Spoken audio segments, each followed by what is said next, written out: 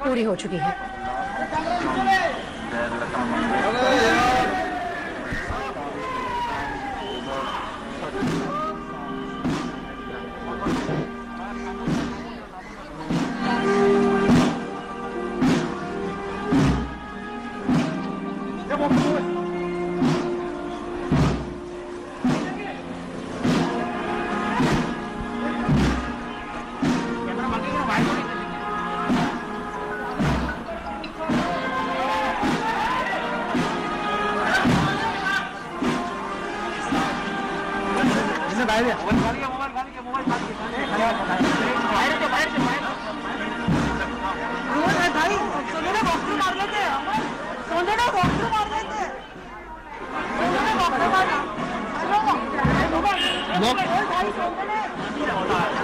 रफ्तार से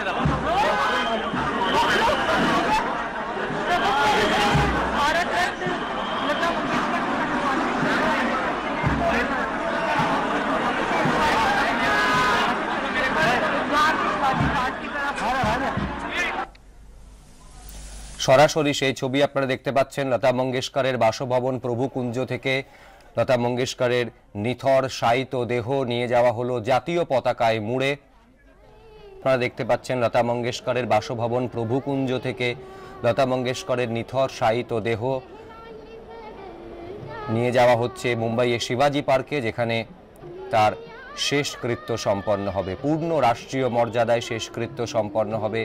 সরাসরি সেই ছবি দেখতে পাচ্ছেন এখান থেকে প্রভুকুঞ্জ এবং শিবাজি পার্কের ছবি দেখতে পাচ্ছেন। শিবাজি পার্কে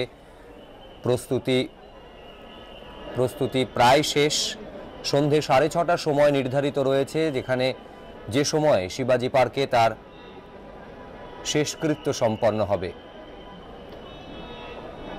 এই মুহূর্তে যে সব দেহবাহী শকট সেখানে তোলা হচ্ছে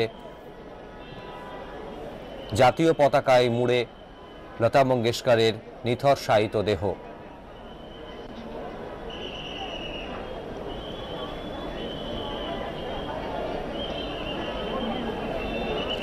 প্রায় 1 মাস তিনি চিকিৎসাধীন ছিলেন মুম্বাইয়ের ব্রিচ ক্যান্ডি হাসপাতালে। করোনা আক্রান্ত হওয়ার পর তাকে হাসপাতালে ভর্তি করা হয়, তারপর নিউমোনিয়াতে তিনি আক্রান্ত হন।